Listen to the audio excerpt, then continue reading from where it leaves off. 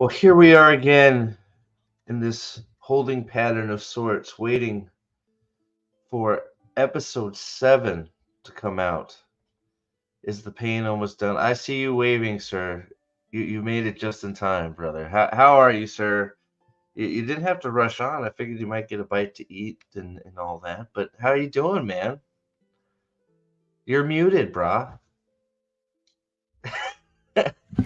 Yeah, pork chops are in the oven. My bad. I didn't realize my mic was blinking.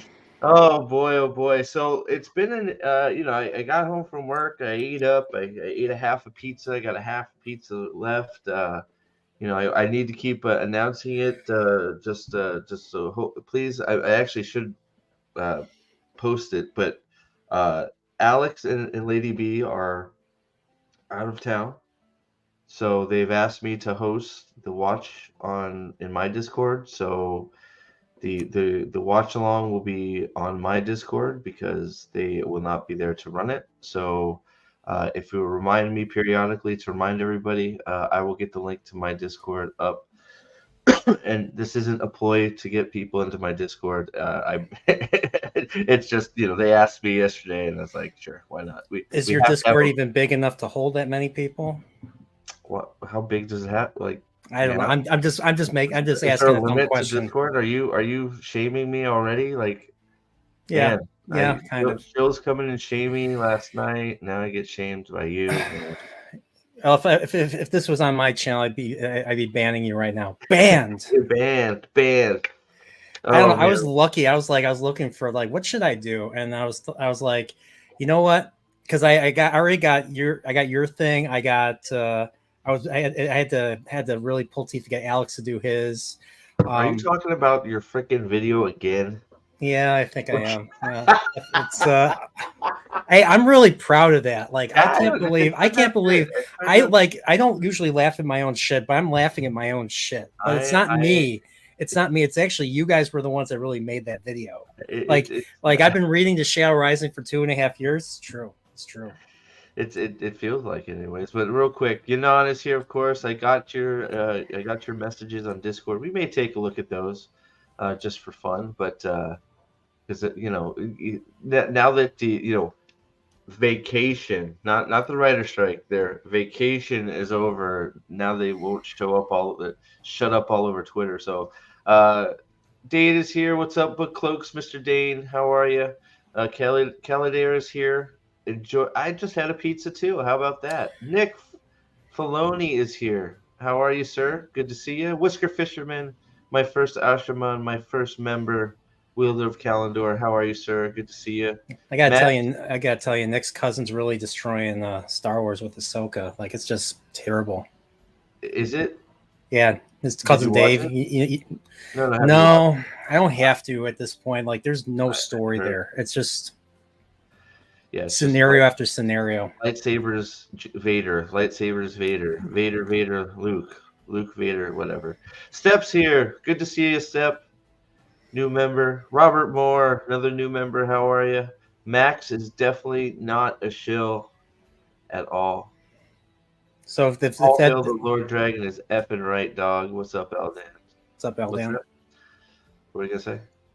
Oh, I was gonna say. I forgot what I was gonna say. He says not an Amazon shill, so I think we could talk nice now. I don't know. Now he's. I don't know. He's in disguise. Max is a crafty one. I don't know what to say. So. Oh boy! So last night we had the late one, the late unhype.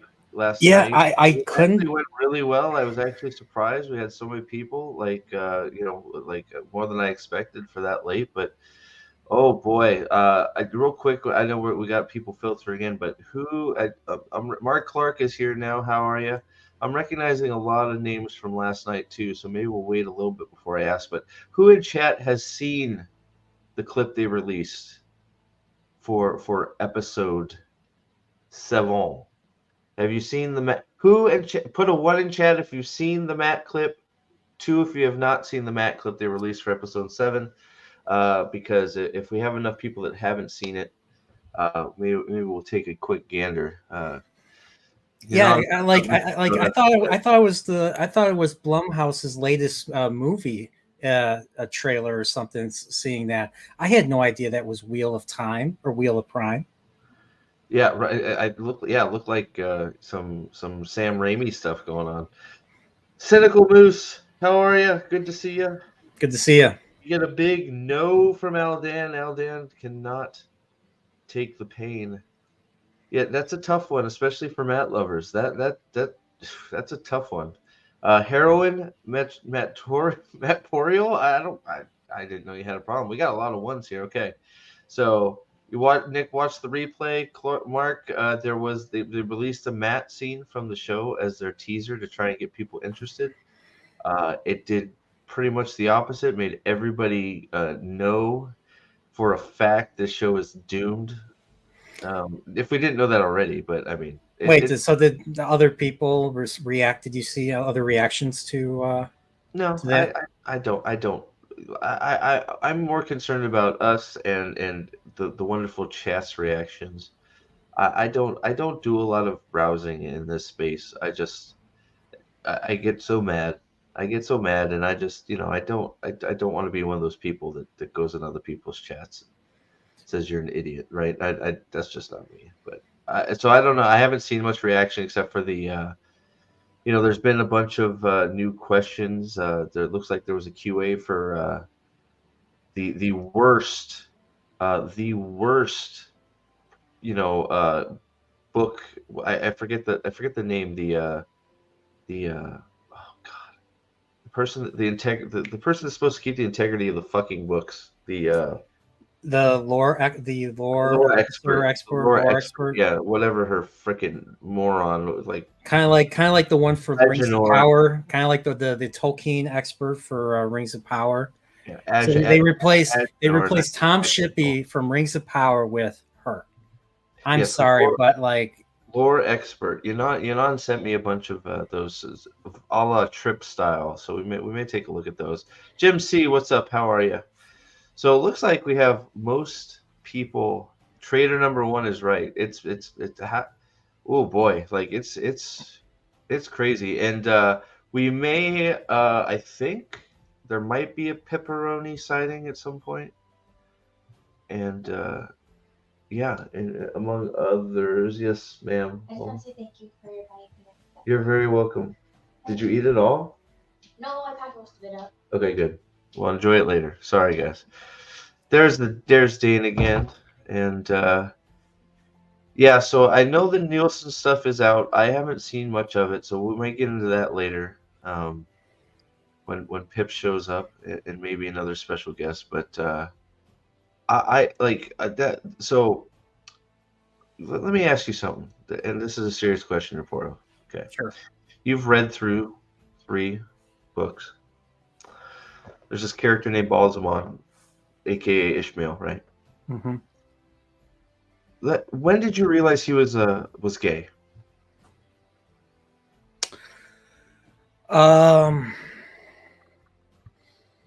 Or giving off homoerotic vibes, I should say. When you realized he was giving off that gay power. If he was anything, if that's considered gay, then the Emperor in Star Wars is gay. You are mine, and who knows what that truly means? I mean, it could mean maybe part of it sexually. I don't know. But so yeah, Balsamon's like, you are mine, whether you're alive or dead. So you're saying he wasn't giving you homoerotic vibes? No, he was just very terrifying. He was a very terrifying villain. He was a villain. He was a bad guy. I don't know. Like I had a very Mr. Jordan was very particular in how he describes Balsamon, especially in the prologue of The Great Hunt. And it was interesting because how I envisioned how he gets into the mind of the man who is called Bors and how he gives him instructions. I was like terrified. Just like imagine having a face like in your mind, looking at you with those fiery eyes and that fiery mouth, and probably fires out of his nose too. So what you're saying is you want to ship Palpatine and Balsamon because they both are giving off gay energy. Is that? Yeah, very powerful. It's there's power in what they're trying to do. So I don't know if that's attractive to powerful, despots. Are they touching tips? Uh, I mean, because the first thing I thought when I saw Balsamon was, wow, that guy's gay. is this based on is this based on something new, or is this based on him doing the Eskimo kissing with Rand on the bed before he becomes freaking? This is the war expert's vision. She thinks like, well, she gives off gay vibes like nobody else. I mean, not that there's anything wrong with that. He's in search. I don't care, but he's in search for that next butthole. Like the whole story, apparently. And I was hoping he'd be screwing Lady Suroth, and then she would be calling the shots over him, because that's what's important in this Wheel of Time show is who is screwing who, right? It doesn't matter who the Dragon Reborn is or him learning anything. And this line of questioning has been going on since frickin' I went to the Star Wars Head Celebration in Chicago in 2019. This was after Last Jedi, right before Rise of Skywalker, so they showed the Rise of Skywalker trailer. And you have freaking what's his name there, Stephen Colbert talking to the cast, and Stephen Colbert was the one that was asking are Finn and Poe, yeah, not that there's anything wrong with that, but I was just like, I'm like, that was the cringe. I was like, this is cringe. Is it this? Sorry. Probably, I don't know. Probably. Sorry. I'm on a Pizza Hut. It was so stupid.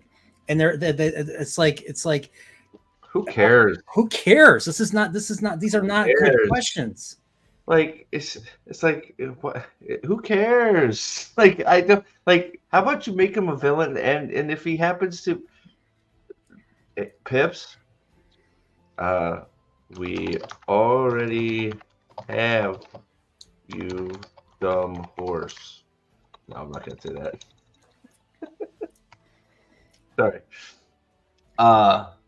Sorry. Doing several things at once. Sorry. I should probably share this up there. Let me get my Discord up. I mean, is that why he was trying to stab? Is that why he? Is that what sheathing the sword means now? They don't. Balsamon giving off his power to his power and fierceness to Rand. Is that why Rand can never quite recover from that wound because of the trauma behind it? And I'm not talking about physical trauma. I'm talking, There we go. Sorry, I pinned my Discord up there because that's where the watch is going to be today, guys. If anybody watches along in the Red Hand Discord, it's going to be, I'm going to be hosting it for Alex and Lady B since they're out of town.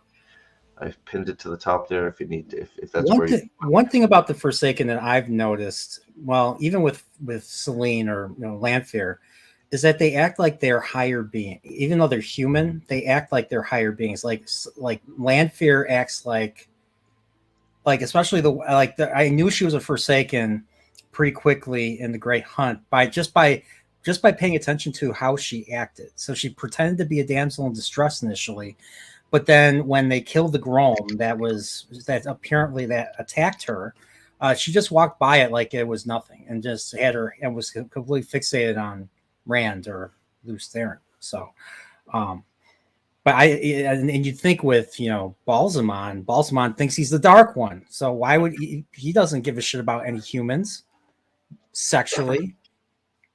He's beyond that. I'm so just what. I'm just so tired. Can you just tell the story, please? Just tell me a story, and that's it. Right? We want the heroes. We want the hero's journey. We don't want. Sitting at tables and talking about feelings and nothing that really moves the story. I mean, come on. Yeah. I just I almost it's that scene when there's the three of them are in the room there. I quite literally lost my shit. It's a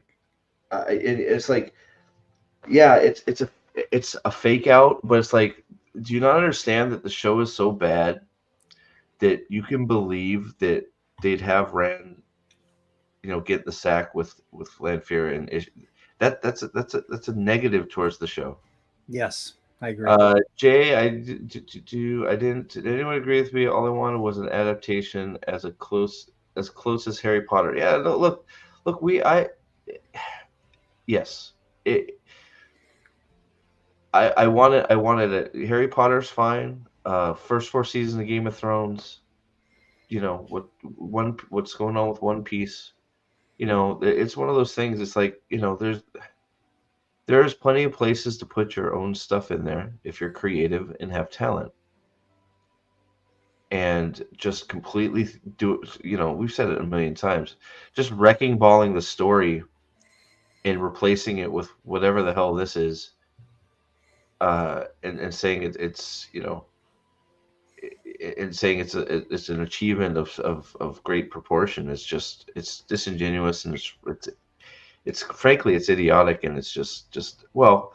And as we've seen now from some of the Nielsen ratings, and I've seen some of them. I haven't seen them all. I'm sure there's more, but I saw what Pips posted. Pips posted something, and I know Narg posted something. So I'll bring them up here in a minute. Here, I was just waiting to see if some others that are more seasoned than that might be able to join us real quick to talk about it, but that might happen later.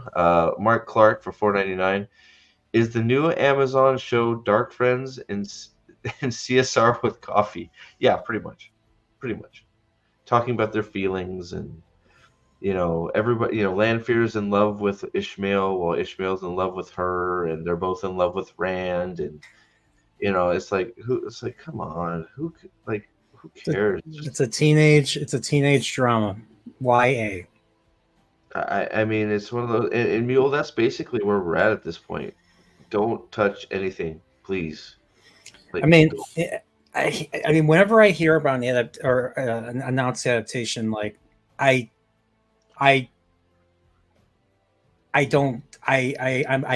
feel bad.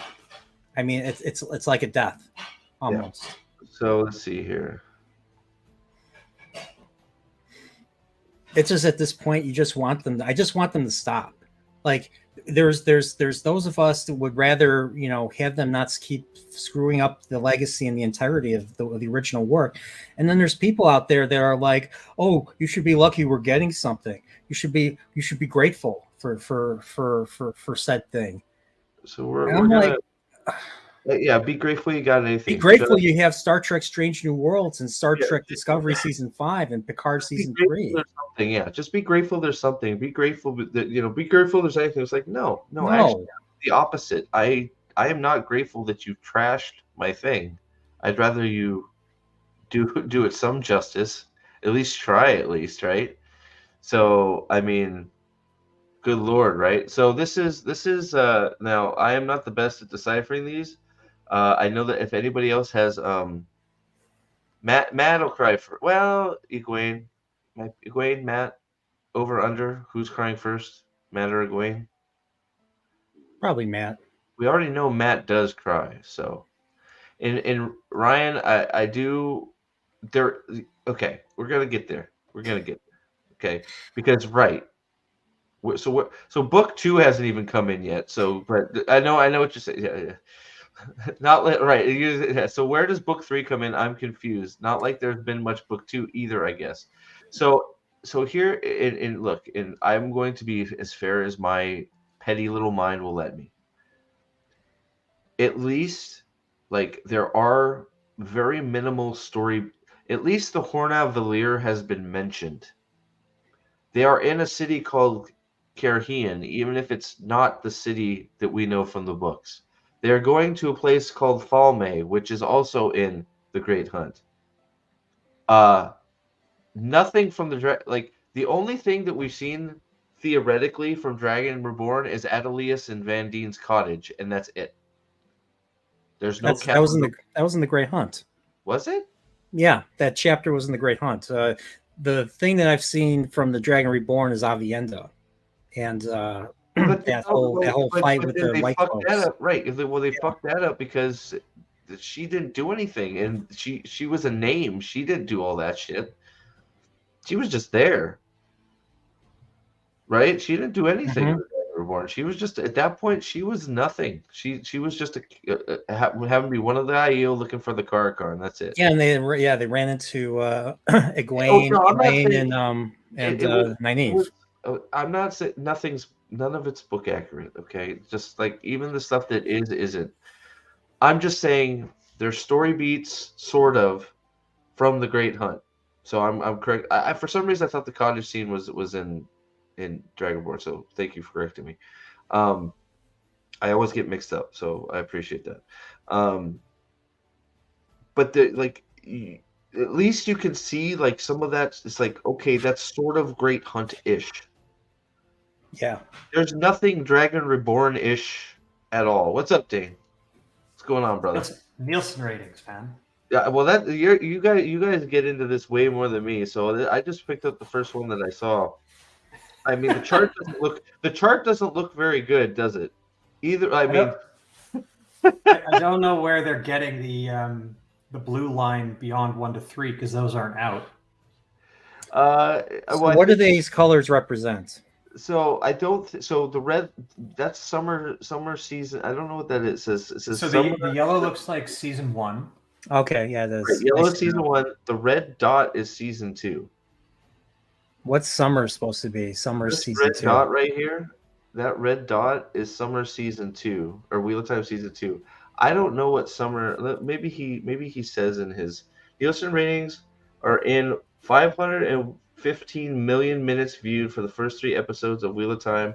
That compares to a 1.163 million. So that's for you guys keeping score at home. That's 1.1 billion minutes last season, and less than the premiere of season 2 of The Summer I Turned Pretty, which presumably cost Amazon a lot less to make. So that's the blue one is The Summer I Turned Pretty, another Amazon original that has released.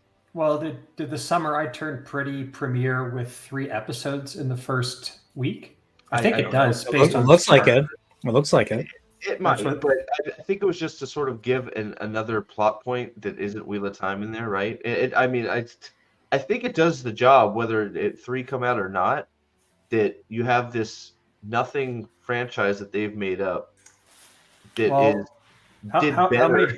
How many books did the novels of The Summer I Turned Pretty sell internationally? Was it 100 million? That's exactly what I'm saying. The fact that it's even close when you have Wheel of Time premiering with it is just laughable. It's crazy. Aldan, this is just for Dane's smile upon entry. All hail the Lord Dragon. Thanks. Oh, wait a sec.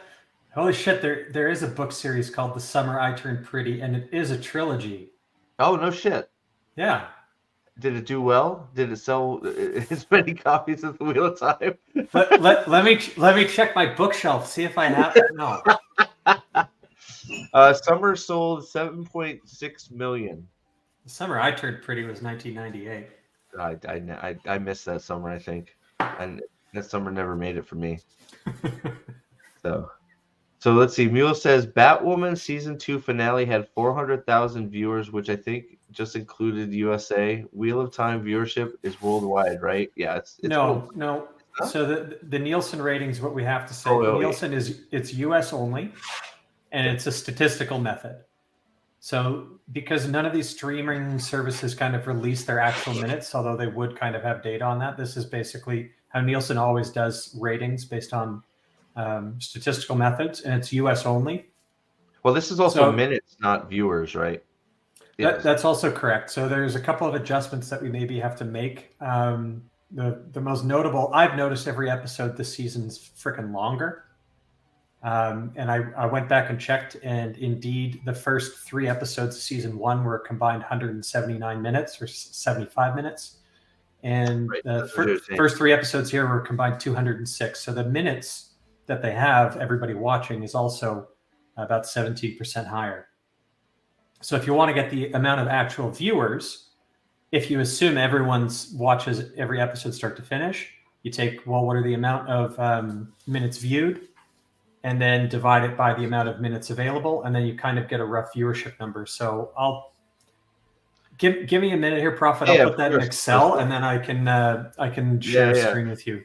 Narg. I know Narg sort of like was on the fence for a lot of this for a lot of the time. Narg on Twitter, he seems to have crossed over here because I saw this and then here. Oh, here's another one. Here's another one. Here's another one.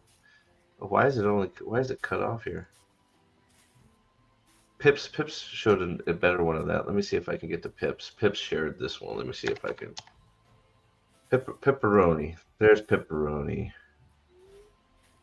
There it is. All right. So this is source Nielsen streaming content ratings for Netflix, Amazon Prime, Disney Plus, and Hulu. So you have One Piece at the top with that's 1.3 billion minutes viewed. Yeah, and that would be in a week where presumably only one episode was added, unless did One Piece premiere in this week? Okay, so that's something to keep in mind is that they launch with all 8 episodes at once. Yeah, so that could be why they're. So One Piece had 1.3. Who is Aaron Carter? I don't know, but 1 billion people, 1 billion minutes were watched of that. Then you have a massive, massive drop to 500 million, and it's still not the Wheel of Time. And then you got Wheel of Time coming in at 515 million. So premiere week, it barely makes the top 5. It barely edges out Ahsoka. I'm surprised it beat Ahsoka. Well, Ahsoka, nobody's watching Ahsoka. Like it just, I don't. Nobody gives two.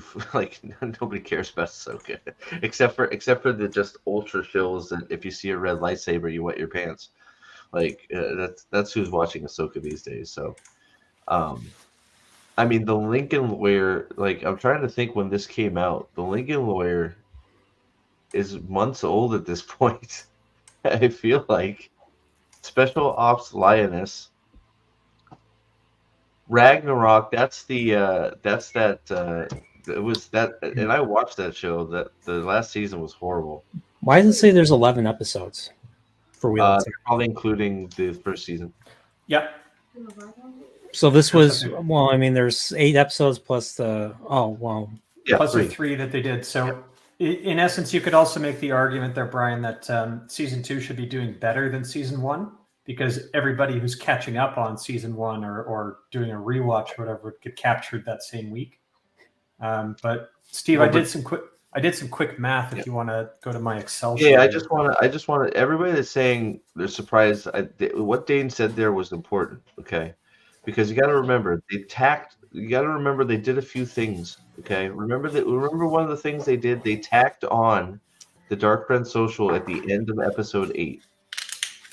So you had people watching a few minutes, like you remember this is minutes, right? So every minute counts. So how many people went in and watched episode 8 again? How many people watched all 8 episodes? They're counting all of them. But the real Spurgs would have basically watched that when that was revealed 2 weeks prior to this. So that may not necessarily be captured. That's true, in this but I'm just saying they're counting all 11. It's not just the 3. Mm-hmm. So there were some that I'm sure went and watched the whole thing again. But it's probably negligible, to be fair. But what did you come up with your quick math, sir? All right. Well, if you want to, am I sharing that Excel? Yeah, I'm gonna get rid of this. And sorry, I've done this before. There you go. Boom. All right, we're up. All right, so the first thing, we got minutes viewed. We know this because we have the Excel file from, I pulled it from an old data mining video that we did with on the White Cloaks.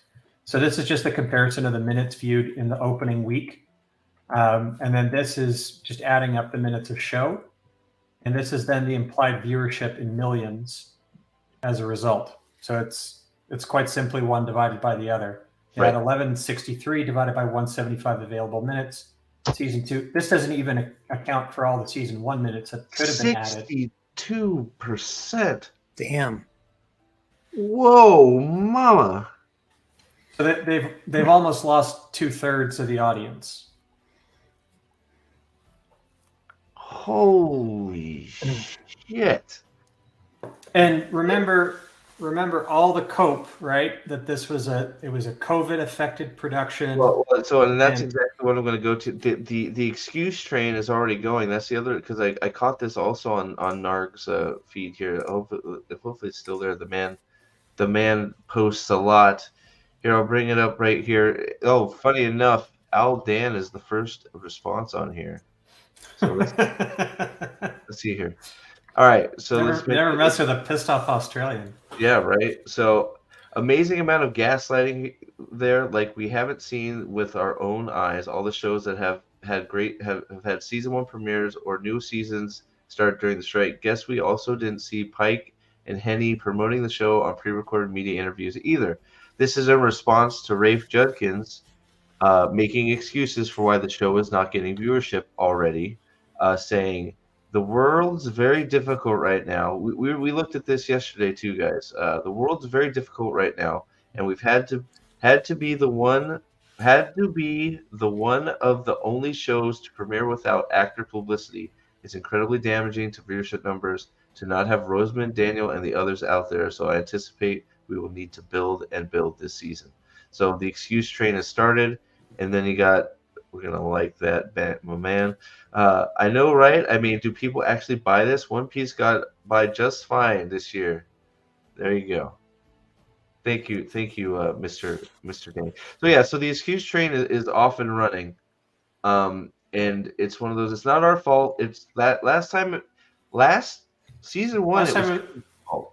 This year, it's the writer's strike fault. But they also can't seem to get that straight, because the press release I don't know if you saw it. The press release they released said they weren't on strike. They were on vacation. So if you're on vacation, is it the strike or vacation? Maybe you guys should have just did some work. But whatever. I don't think. Here's the other question. That much, they didn't promote, because my brother said this to me, and I want you guys to keep me fair here. My brother was talking to me and said, think back to when Game of Thrones was just coming out, and all of the leads in that show, they were on the late night programs. They were everywhere. They were on Jimmy Kimmel. They were on Fallon. They were on all of them, right? They were all either group setting or individually. The one European show, that guy that gets those guys, right? They were everywhere. Season 1, did we see anybody on anything like that, or was it all just BS red carpet interviews with streamers and just terrible, nothing like that? I don't recall seeing them go on any TV late night stuff to advertise season 1 or definitely season 2. I mean, am I wrong? No, and here's the other point is what makes you think that having Rosamund Pike or Daniel Henney go around and shill for this show that would actually drive increasing viewership? They're terrible. Yeah. No, all you gotta do is as soon as they play a clip, everyone's gonna be like, "Oh man, that looks ugh! What am I watching? Why would I play that Matt clip for anybody who's like, oh, it's a horror movie? It's like, no, it's not. It's a fantasy show. It's like, oh, I thought it was a horror show. It's like, no, it's not. I'll dance for $10. The graph demonstrates that they had a massive audience there. That they pissed off with season 1. Now they will be relying on normies plus weirdos to keep charging a dead horse. I mean, yeah. I mean, I was shocked at the 1.1 billion for the maybe shocked because of how bad it was. But you're right. That's the baked in audience there. And then that decline in season 1 is shocking. I mean, now to be fair, well, it's from season 1 to 2. 1, right? Well, I'm just saying, yes. The billion down to, I mean, it basically goes from 1.1 billion down to 500 million, right? But to be fair, that's going from 3 to 1, right? 3 to 1, and the other thing to note is that the week that they're looking at, they premiere on a Thursday, and the week covers from the Monday. So there's basically the second week has got everybody who didn't watch the premiere necessarily on day 1, but maybe they watched the first 3 episodes and then were caught up by the time that so there's no perfect way around it. Honestly, it's the best that you have. What I'm more worried about, if we want to continue looking at Wheel of Time metrics as far as Nielsen goes, is they only report the top 10.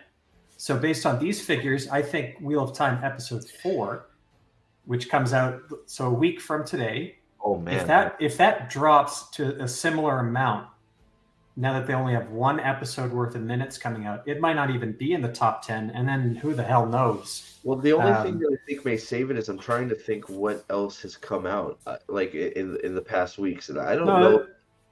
That's not necessarily going to drive anything, because if anything, after that premiere, did we see any reaction of people being like, "Wow, what a turnaround!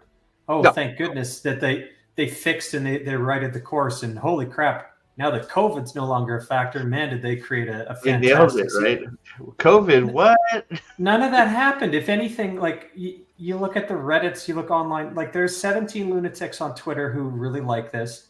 There's like 5 people on Reddit who have control of the main subs. But I mean, Wetlander Humor is just wall-to-wall making fun of it. And the people in the middle kind of checked out. The only people watching this are either hardcore haters or hardcore fans. Yep. And I don't see how they grow the fan base with this thing. Like, because if anything, they just keep on offending us more and more. The fun thing too with the YouTube, you're seeing way more people taking a negative stance on this than what was out the last time around. Because the last time around, it was Steve, you were just getting your channel going, and it was large part of reaction to this. But Salty was one of the few. The Ren Nerd was one of the few. The biggest one was Shadiversity's Night's Watch, which was his pop culture channel. Yeah, I don't even know. Was he Night Watch? Dude, Disparu was 2,000 subs when he started doing the review. So that wasn't a big one either. They're all kind of getting shadow banned, but now you're seeing it branch out beyond that. So Brian's kind of joined up, and we've got Nerdtorial making fun of Wheel of Prime, which is great. We got banned off of Reddit, so we just decided to go, EFAP the show and make fun of it. Dude, can you imagine the rewatch this time? Like I said that after I think it was the last episode. I said the rewatches are going to take months. I mean, it's just like what the in like the like. I don't know if I want to do a rewatch. Like I don't know. Like you might die. You may die.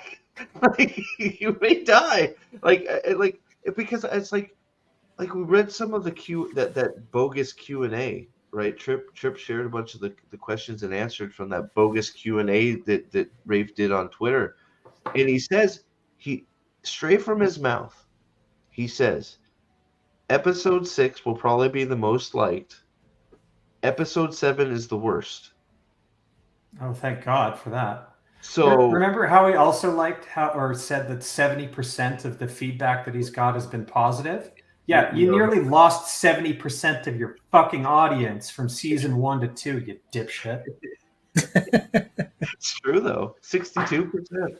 That is a number. 62%. I mean, and it's just like getting that all-time lows. Sword in the Pen is another booktuber, YouTuber. She came into it with a very generous kind of open, like hadn't seen or read either, and her descent. Yeah. That was something. But even someone like there's a couple other who were 2 years ago were trying to find everything positive about the books. Amy Stewart, I think, is her name. The cat lady, but she loves the books, and so I can forgive her a lot. And she's completely politically aligned with the show, but she still doesn't like large swaths of the show. And even Bookborn was is turned very negative on the show as well. I mean, I feel like some of the questions, even they got some like shade being thrown. It's like, well, where is it? I want to bring this up because Yanon brought it up. Yanon, thanks for this. This one just so Yanon gave me a whole bunch, but this was the one that really stuck out to me because it was like, what the fuck are you talking about, right? So let me bring it up here. I don't know if you guys have seen this. Oops, that's the wrong button. But this one, I just sat there shaking my head, right? So this is from Mr. Maxim, the warder extraordinaire, right? Or you mean Mrs. Rafe Judkins? Yes, Mrs. Excuse me. Rafe Judkins, Not that absolutely. there's anything wrong with that. Not that So there's anything wrong with that. so I found this comment quite revealing. Okay, honestly, finding it, and thank you, Yanon, again. Honestly, finding it a bit disturbing the amount of fans who want to see two queer characters hurt or killed for no other reason, just to prove a straight character was a badass. Stepping away from a bit. He's lying. We all want to see Showland dead. Well, He's been desecrated to the point where it's just like, Maxim, why don't you just like whip your dick out and slap him to death at this point? Like seriously. But maybe that would be a bit graphic, but put Well, this it would- Lan out of his misery for I think crying it might out loud. fit in with the show if they just whipped out D's and started hitting each other with them, right? I mean that goes right with their narrative. But Sword fight. Yeah, sword fight. Yeah, I could see them dancing around with a gasoline like Zoolander, right? Orange Frappuccino. That's them, right? But All right, Steve. Side up. I'm gonna blow your freaking mind here. Yeah. Alexander Skarsgård, who played in The Northman. Yeah. If you've seen The Northman, that guy is like he was one of the completely jacked and ripped, and Yep. the manliest guy. He was the orange mocha frappuccino guy from Zoolander. Oh, I know. was It's just crazy, like, right? How things change, right? It's crazy. Yeah. But 20 years of working out, grow a beard, you can turn from Mikas into Amaleth. Mikas, that's right. Mikas. I love it. I freaking love it. But I have to say here, I found this. So first of all, now you're right. Land is destroyed. But my first reaction was Land cut their fucking heads off because first they called Land basically the one person in the world that wouldn't be a dark friend, and then he straight up threatens them. So us wanting him to kill you has zero to do with anything other than your characters suck, and you threatened Lan with being the one thing he's guaranteed not to be. So of course we want him to kill you. But we're focused on the fact that they're queer. I don't give a fuck if they're queer. I think they suck, and I think they shouldn't be going around stealing somebody's property and then blocking them, calling them a derogatory name, and threatening them with a sword fight. I still don't understand their thought process. Why do they think Land is a dark friend all of a sudden? Because they found a fucking note. Well, but see, that's also the thing, right? The whole fucking... So they find the note. They threaten him, call him a dark friend. He goes, we need to find Suwon Shanche. And they go, okay. And then they go on a buddy trip and finds... It's like, what the fuck? You just said he was... What? What are you talking about? I'm still wondering why... So Land took the poem. Let's leave aside how the poem got all together, how Baal Doman assembled it from a broken seal. But whatever. It's in the old tongue. And Lan, they think if he knew what it meant, he would have gone to try and save Moraine. But he didn't because he was ordered not to. So I'm just wondering, okay, so they find the poem. What do they then assume about Lan? Do they assume he knows the whole content? Do they assume that he doesn't know what it means, otherwise he would have gone to Moraine? Or do they assume he must be a dark friend? They assume he's worshipping Lanfear. Lanfear, get it? Well, that's later. I think the initial thing that they assume is that he doesn't know what the poem means, right? But they find... So wait, hold on. It's because they go through his pockets, right? They find the poem. Saddlebag, yeah. Is it wherever they found it? I'm pretty sure there's a line in there that they say is like, Lan must not know what this is about, right? Maybe, but then the next scene you see them, they're threatening him because he's trying to leave, and then they call him a dark friend. But here's the thing that doesn't make sense, right? Well, none of it does. But... I know, but I've made this point before. Yeah. But so they read the poem. Yeah. The daughter of night, she walks again. And then Maxim says, Lanfear. Right? And then I think they say, Lan must not know who this is about. Otherwise, he'd be, not doing a yoga retreat with us, right? About, by the way. Maybe well, here's why it's really easy to know that the Daughter of Night is Lanfear when you're reading it in the Old Tongue, and that is because how you say the Daughter of Night in the Old Tongue is Lanfear. Right. Yeah. Yeah, I know. So they literally said Lan has a poem where the first word in it is Lanfear, and he doesn't know it's about Lanfear. How is that the pass key to get her out? The Daughter of the Night walks again. It's like, why is that a prophecy to get her out of her egg? So it's not. He just is. He's not doing a verbal component with his spell to take it. It's a dark prophecy written in Trolloc script in Pad and Fane's cell in the actual books. It's not written in the Old Tongue on a seal for an individually sealed Forsaken. So those are the changes that they made, and it made it dumb. Oh yeah, it makes it incredibly dumb. Yeah, no, I think honestly the only way that the show makes sense, putting on my big copium hat here, is Lan is illiterate, right? That was their base assumption in episode 4 or whatever when they found the poem on him and they said, "Hey, here's the poem that says Lanfear in the first word, and he must not know what it's about." The only way that's true is he can't read. You'd think if he was a future king of a major nation, that he would know how to read, or be able to translate for Old Tongue, in the first season. But that too. Oh, you're right, Dane. I wrote down that scene in particular. They discussed the prophecy in the Old Tongue.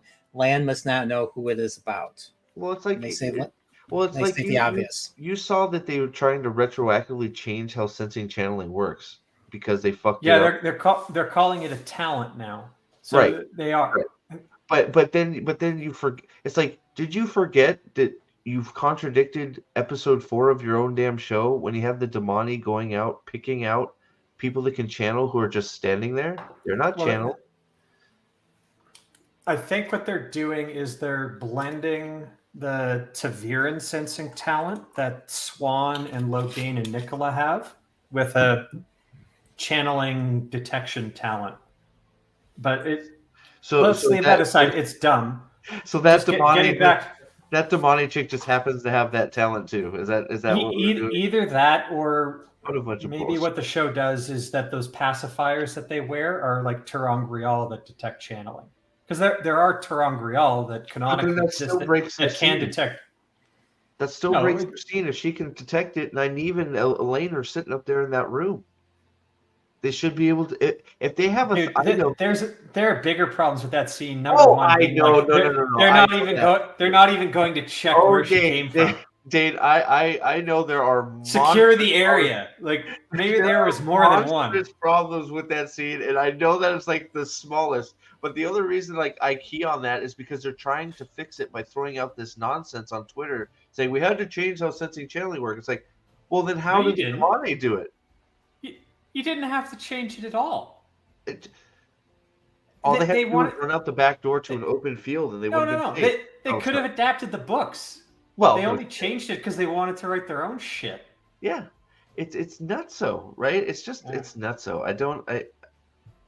So anyway, I think what happened off screen that explains why Maxim and Ivan and Alana went from Lan must be illiterate to Lan must be a dark friend was that they saw him read something along the road.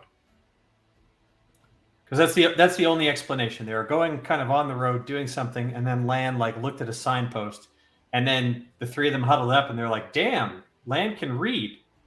Well, he's probably a dark friend now."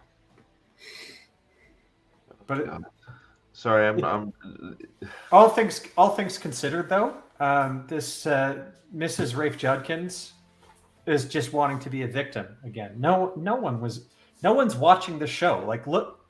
No one's rooting for a queer character or two queer characters. And wait, is Ivan even queer? I thought he was basically nailing the front hole. It's like you're the one. That's the last thing I thought of anything. I thought, get the fuck out of his way. Wait, how would that work? Ivan wanted to fuck Alana, right? And Maxim wanted to fuck Ivan. Right. That was the explanation. So the now power they're in a of love made thruple. they But wanted now to be they're in a more, thruple. right? But Alana's always in that sandwich. So what? I don't even want to think like what So this mechanic is. so he's messed whatever, man. I don't I the mental gymnastics that are being played around here just to be a victim. It's like no, nobody cares that we hate your characters because they suck, and we would like them dead. That's all Well, there is to it. we hate this character in particular because it's we see it as nepotism, right? This is a showrunner who wrote his boyfriend into the show. Yep, for no reason. And it's not even the name of the proper second warder that Alana has. That's Owen. Yep. Or Owen, who gets killed by White Cloaks. So Nobody gets maybe? Nobody's gonna get killed by any White Cloaks thing. We already know that. I mean, we saw enough really movie hope so. games to, there were 12 White Cloaks surrounding 2 unarmed combatants, and they couldn't take them out. So we know no White Cloaks will be killing. One of them was a girl. Oh my god. So here we go. These are thanks to Yanon this time. Yanon, this is some Q&A questions for Miss Raj. Is it no. What is her loving name in the White Cloaks? Masara? Masara. There you go. This is a Masara Q&A. So the I was really proud of that name because Masana in the books is exactly what Masara is. She's basically a gaslighting academic who's unfit for research. Hey. And so evil woman. So sorry. Thank you for saying something, Alina. Alex and Trip Alex and Trip. Jesus, it's gonna be a long night. Alex and Lady B are out of town having fun. Hopefully, love you guys. So they asked me to host it on my Discord. So I have pinned the link to my Discord up on YouTube there. If you click on it, you can get to my Discord, and I will be hosting the episode, so you can watch it there. So keep reminding me to let everybody know that if you want to watch it in the Discord with everybody, I'll have it up there for watching displeasure. Holy crap! But so to keep those views down. But I mean, at this point, I don't know if that's even needed. I think it's so damn low. I mean, you guys all like I watch it with Ryan, but I sometimes come and look and see what you guys are saying.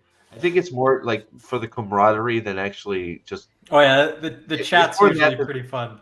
Yeah, it's usually that more than keeping the. I mean, the extra not click, sure, but like I think it's more because you guys are fucking hilarious. Lots of colorful dialogue coming out of you guys. That's why I always have you guys on when I'm watching. I always have you guys on the other monitor. Dude, I'm telling you right now, this one's going to break some. Like, this is going to be horrible. Like we are about an to ultimate episode. Rand is still not in Fall May. He's not going to make it in this episode. Like, probably not. Anyways, I don't know. We'll see. Isn't this episode tonight called Days de Mar? Yes. So it's like most of this. Well, title names. I forget. This show's title names are meaningless. They're all remember episode 5 was Blood Calls Blood, and that was because Stepan killed himself because he didn't want to have sex with Ivan and Maxim. What's that make Stepan, by the way? If we're all episode 5 of season 1 was called Blood Calls Blood because it was deliberate subversion of the final paragraphs of that chapter where Lan gives the sage advice that the one rule for being a man above all others is to face it on your feet. Yeah, but he's going to say the thing tonight. So he's gonna. So Lan is going to say the thing tonight, and then we're gonna have a bunch of Ahsoka reactions, and everybody's going to go. Ah! No! Lan said the thing. Hey, you know what? If someone who's like in his 50s has like stone angles on his face and has been nothing but a badass throughout gives you that advice, you can kind of believe it. If it's a dude who pinches his nipples and cries and wears pajamas for a living and has spent the entire season basically being a bitch, then the message is kind of lost. Like the medium is the message, and Showlan as a medium, that message is not going to resonate or sink in. my brother coming in hot. Everything tonight is going to be what's supposed to happen in Faldara after that. A big part, like all the Rand stuff. Yeah, I mean, like that they've moved it to Carrion with low gains. Like, oh my, like. Yeah, Ooh, it was like minute 40 of episode 6 of season 2, when we're finally at chapter 1 of the Great Hunt. Yeah. Oh my god! Like when you actually look at it that way, you're right. It's like we finally begun the Great Hunt. We're in the wrong city, and all the people aren't there, but we started it. How could they not put? Oh, God, how could they not go into the other world? Like seriously, like oh. What the portal stones? Yeah, the portal stones. That's something I would have wanted to see. There would have been too many flicker jokes, and in essence, what they did is they alluded to it with Nynaeve's accepted trial. In terms of the alternate reality, particularly the third one, where it's like an alternate. I just thought it was just, I don't know, but dude, at the end of the day, okay, there's one point of view character in the Great Hunt that's got fewer point of view lines or words than anyone else, and it's Leandrin. Yeah. Leandrin's got like 1% of the text or less than that. Like the lowest of all the POV. She's number 1 in the show by a large margin. Like it's not even close. So it's the Leandrin show. Yeah. Who would have thought that? I know. She's not even nice to look at. Who would have thought that? Like we all went in going, okay, Rosamund Pike, it's gonna be written for her. It is fucking Leandrin. Like, talk about freaking subversion. Leandrin is the #1 speaker in the Great Hunt Dragon Reborn show. Yeah, and Nynaeve's number 2, largely because they need to give Leandrin someone to speak to. Say, right. That's exactly right, because they're the two talking. Oh my god. So okay, so Sarah's questions here. Question: what is the reasoning behind the decision to still Moraine? Never happened to her in the books. Most of us know who it happens to. I'll be curious to see if Moraine's storyline follows that of our lovable Fisher lady, or if this is just an original arc for Moraine. So of course we didn't answer that. So, Brian, I'm gonna get into this, trying my best not to do any spoilers for you. Oh, do you want me to step? Do you want me to step away? No. I think I can. I think I can dance around it. Yeah. Because you've been introduced to the concept of stilling and gentling, correct? Yeah, stilling is gentling is when they do it to a guy. Stilling is when they do it to each other. Aes Sedai. Yeah. So in the Age of Legends, you'll find out, this is not a spoiler, but they had one blanket term for it. It was called severing. Yep. And it was irreversible. But what is shown in later books is that you can shield someone from wielding the power. So you can shield them off. And if they're very, very strong, or if there's a big strength imbalance, the shield can be completely tied off. So there are characters in the books that get shielded, and there's really no way for them to break out.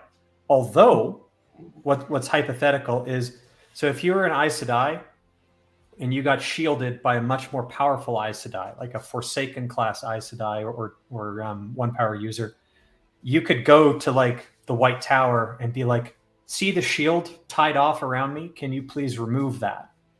And then if they were strong enough, they would work to kind of like undo the weave, and maybe you could get your power back. So there's a couple of examples of characters getting shielded by people way more powerful than them, and it completely cuts them off from the one power, but there's a way for them to come back. There are other characters that get stilled or get gentled, like Logain gets gentled in off screen in the first book, but you meet him in the Great Hunt, right? In the Tower Grounds. Mm-hmm. Yeah. You haven't seen a stilling yet, though. Therefore, I don't think. Right? So there's an open question as to what happened to Moron in the show in season 1, episode 8, because stilling has other implications than a shielding would. Can you and believe most notably, it would be what happens to Lan.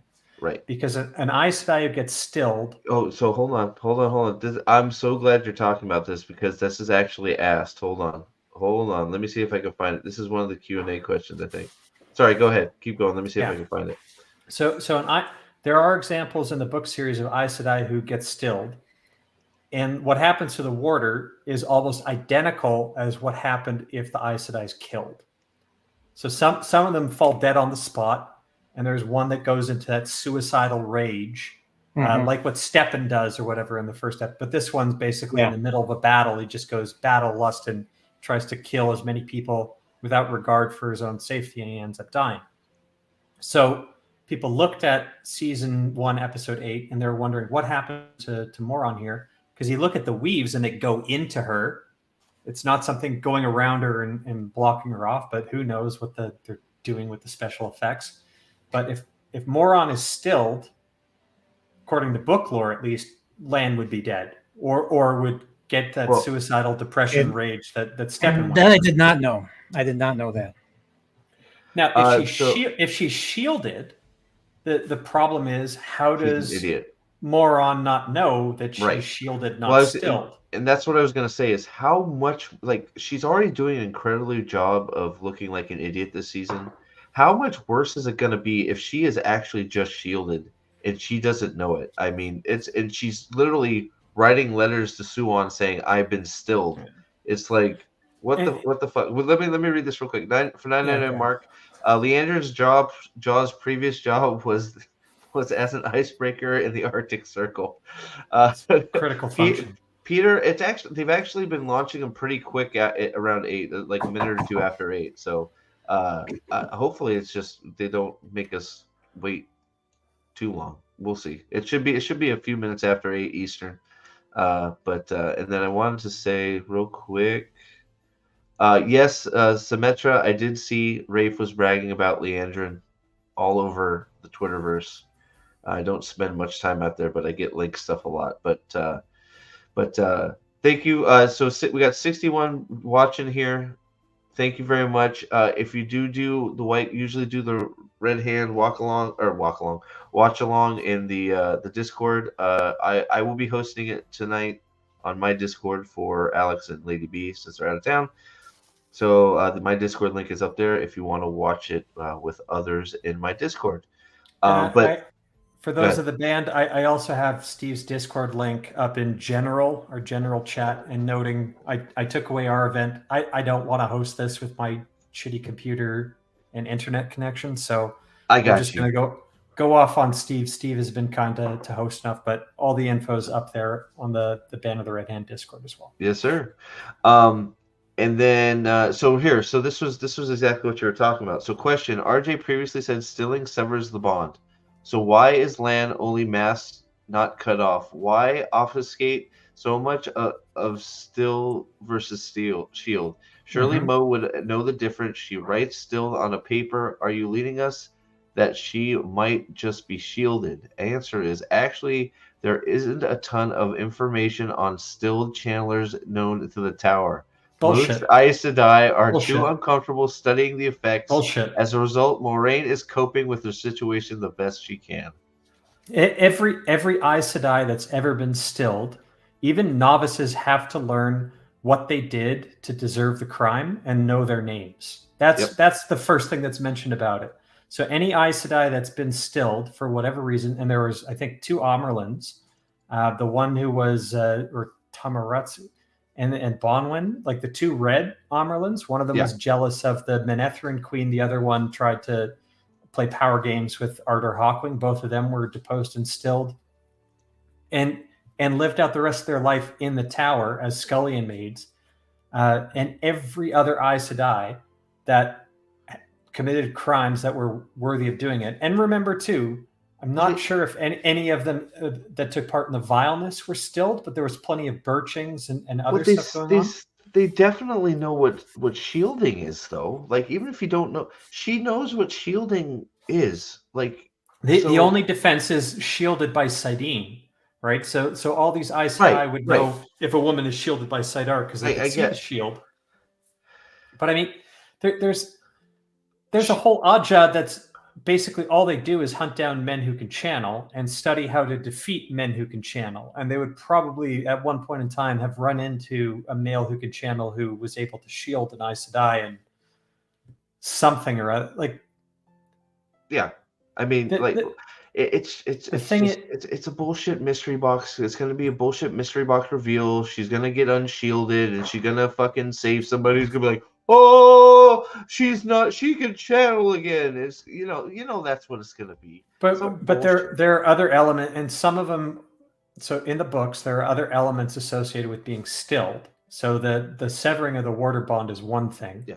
But it's also the 3 oaths. Well, how did she if she has no power, how is she releasing him of his bond? I think what they're saying is she masked the bond before.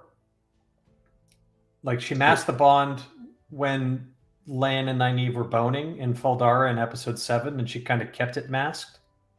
But that makes no sense, man. Here's the other thing. It doesn't mean it's like it's still there even if it's masked. They're talking like she's like, Lan, get the fuck out of here, and I release you of the bond, and now Alana wants to take it. It's like, how did she do that if she can't channel? So here's the other thing, Steve. So when someone is stilled, and this is a key thing that happens with a character that I'm not going to spoil for Brian, but their physical appearance changes, right? And that has to do, and it gets revealed, it has to do with the oath rod.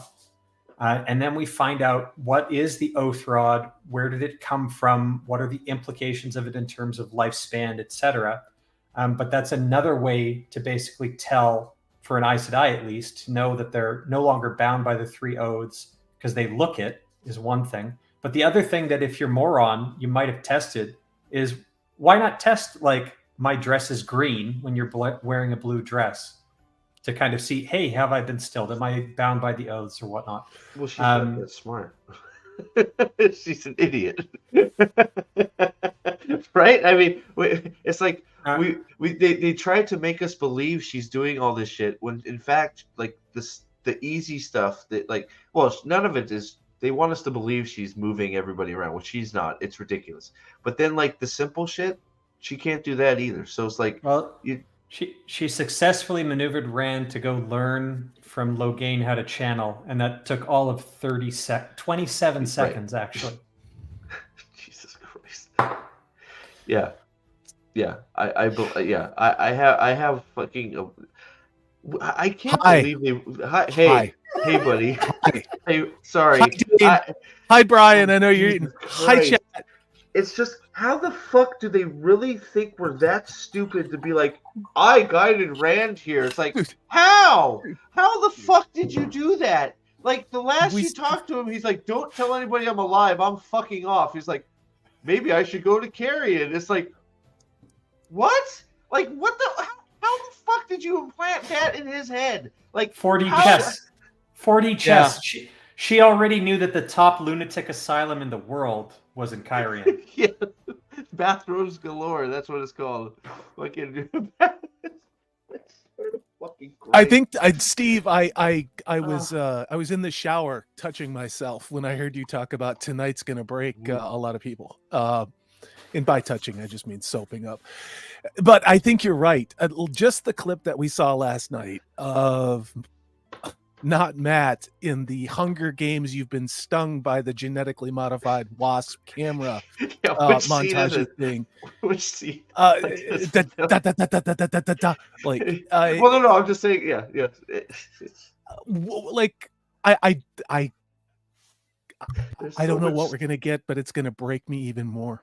There's so much stolen valor and stolen scenes from all over the place. Like, it's like, yeah, the Hunger Games, or evil people were saying Evil Dead, or any number of horror. Like, it's like, it's definitely, I like that scene from that show. I want to put it in this show, and it's like, yeah, it's derivative.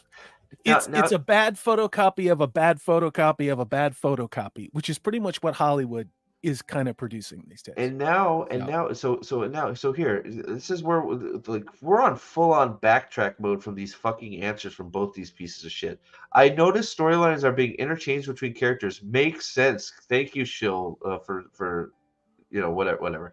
Given the massive list of characters of Wheel of Time, Avienda's intro was very reminiscent of a scene in Book 3 where Perrin releases Gaul from his cage. Does this mean we won't be seeing Gaul as a character? Nobody asked questions. Yes. Nobody asked questions like that. Nobody asked questions like that. This is like friendly media, like throating everything. And it's kind of ridiculous that they didn't even like try to ramp it up a little bit. They're just like, oh my God, we have to try and save the show views somehow, which I don't know how you do because nobody's watching this fucking show. Like, what you know what they'll the do, fuck? You know what they'll do? They'll take Manduin's plot and they'll give that to Gaul. So Gaul will be the one who kills a guy and then Rand has to hang him. Oh, we still haven't seen. Remember, they featured this thing of some like a gate exploding. So what if Gaul's like a suicide bomber, like at the gates of Carhean or something like that? Why not? He's like, I'm not even saying that to be funny. Look at the show. Okay, look at the show. He just says Karakon and he jumps off the wall and explodes. I have like, two. Bam! Yeah. I do kind of like how Avienda's looking for the Karakon rather than he who comes with the dawn, because in the show it would have been she or he who comes with the dawn. Yes. Yeah, right, exactly. Yes. Now, I love this question because this is an actual person throwing shade at them, and they don't understand that. Will all IEO have Captain America level power combat skills as Avienda has been shown to have? That is totally them making fun of these fucks. And laugh out loud, she doesn't need fancy shield with kinetic absorbent abilities. Avienda is the force and energy itself. Fuck you. Sure. At this point, sure. She's Chewbacca too. She's Princess Leia. Why not? Do you guys remember, Steve? You must remember. You acted this scene out, right? Oh yes. There's a second Pern and Avienda scene where Pern begs to be beaten. Do you think we're going to get that tonight, or is that they're going to save that gem for the finale? Right, because you know what? I forgot about that, and good on you, because you're right, because they did almost do the other scene exactly word for word. They changed. Somebody caught it, and good on them. Somebody caught it and changed swords to spears, which surprised the fuck out of me. Dance the swords, dance the spears. I can't believe they changed. I was waiting for her to say, "You dance the swords well," and they changed it to spears. And like, fuck, somebody caught it. It's like, God damn it. We got to go back and see if that was actually done in ADR or not. Right? I don't know. Yeah, it might have been. If it's Avienda speaking while film is on Pern, then maybe all they did was basically fix the audio. She may have had no. That was that when they were talking at the campfire? I don't remember. It's possible. I don't want to go look it up. Not right now. Okay. I can't take it. I'm sorry. I'm looking through. I'm trying to look through any more of these. I'd like to ask. Here, let me see if this one. So, did you see some of the Nielsen stuff, Salty? No, I've been buried all day. I'll bring it up here in a second so you can see it. With people who think they're very important and have fancy titles who don't deserve their jobs. So yeah. I'll bring that back up here in a second so you can see it. I'd like to ask how Rima Aes Sedai of the Yellow Aja was able to use the power as a weapon when she wasn't in the last desperate defense of her life, i.e., what did she convince herself? Also, why was Against Shadowspawn left out of the third oath? Answer: wasn't she? The mere existence of an ADOM is a threat to her life for Rima. It's not. She's planned to have Basan kill her rather than allowing herself to be collared. I believe she felt her life threatened at the very moment she was in fall. So the last sentence. The last three sentence oaths are subjective to the individual. No, truth is not subjective. Reality is not subjective. And this is the problem 100%. with this entertainment. This is how they 100%. rationalize all of everything, where it's not even shades of gray. It's just shades of vomit and urine. and fecal matter, because they don't understand the concepts of honor, of truth, of sacrifice. So therefore it has to be like, well, it's an emotional journey, like it's my truth. No, an Aes Sedai order or any military order or regimented order that has subjectivity around, like, I'm not going to follow that order, or I'm not going to do this, it falls apart. And go ahead, Dane. I mean, you can run with this shit. So there's so much in the book series of, like, the truth is not subjective to them, right? Like if you sat in a room and tried to convince yourself that red is green, and said red is green, red is green, red is green, and then say to no one in particular, no one trying to deceive, that dress is green when it's red, you wouldn't be able to do it. Like there are characters who basically they remove the oaths from themselves to test how the oath rod works and whatnot, and then they giggle and laugh about how they're able to basically tell little fibs for the first time in centuries, and they have fun with it. And then there's a great kind of trick at the end of it of, there's a very pivotal scene, and I hope Brian's not here to hear about this, but it's where Egwene is able to trick a dark friend into revealing herself with kind of wordplay by asking 20 questions, going very, very rapidly. Like, did you do this? And then she denies it. Did you do that? No. And your dress is green. Of course it isn't. And it is. And the thing is, she's not consciously aware that she's speaking an untruth, which goes into this whole thing about it being subjective. She's physically unable to speak a word that isn't true if she is bound by the oaths, subjective or non-subjective. It doesn't matter. Didn't they sort of like do this in the show with the water pitcher thing, where she's trying to convince herself that it's not a weapon, and she can't until she's right? I mean, that's what she's doing, and she's failing because you can't just decide that, oh, hey, right? It's a way of breaking. She had to convince herself, but that's not how necessarily the oath works, right? No, I get it, but I'm just saying that it's like just her saying, oh, she came to Falme and there's dangerous people there, so she can use the power to kill people. That's basically what she's saying. That's 100% not how this works.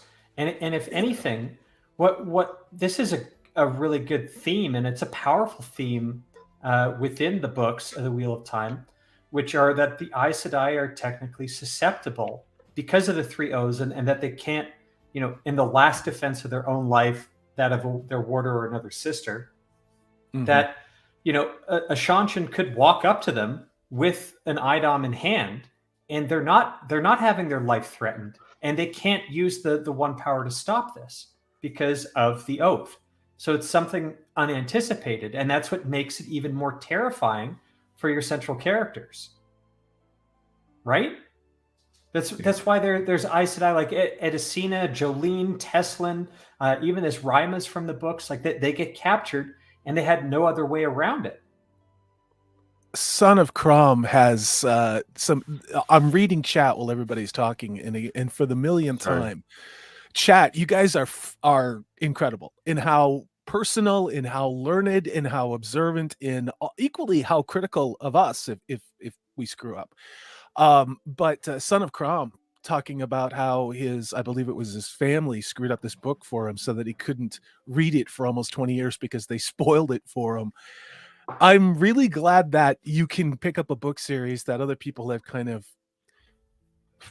I wouldn't say wrecked, but they've definitely changed the experience of walking into that paragraph for the first time and experiencing whatever it is. It doesn't take things away. And in some cases, I found people have ruined things for me, and I've gone back and watched it, and I made a bigger deal out of it in my head than it was actually reading it. Like, would it have been cool to be 100% surprised? Yes. But still being 85, 90% surprised, or following the journey and paying closer attention to the details from a plot and character standpoint, I don't know. It's just as rewarding, but in a different way, So, yeah, they did mention the oaths, but I don't, this could be like, we could talk about it in circles forever. So, and we're getting close to game time. So, because I want to go over a few more things here, but, Like here, so what is the hardest battle you had to fight in the writer's room as a book expert for the season? Wait, who's the book expert? Who's that? This is Masara. this is gird your Sarah. loins. Yeah, this is Gird your yeah, loins. exactly. The- We can talk about battles after the season ends, maybe, but the biggest challenge was introducing the Shanchan and the IEL to the team, working through the big notable things about their cultures as well as the nuances of each and providing as much historical context as possible. How? she Where? failed.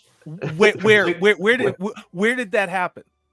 It's a legitimate question, gentlemen in chat. Where did that happen in the show? Because all I saw was Ray Skywalker, and all I saw was just every other generic BIPOC, super 5 foot tall, 100-pound, not ninja Salty. bad fight scene shit ever. So Salty, did you get from Errol how a single Aielman can take on a brigade? Brigade being between 2,000 and 5,000 men? Oh, yeah, brigade. Yeah.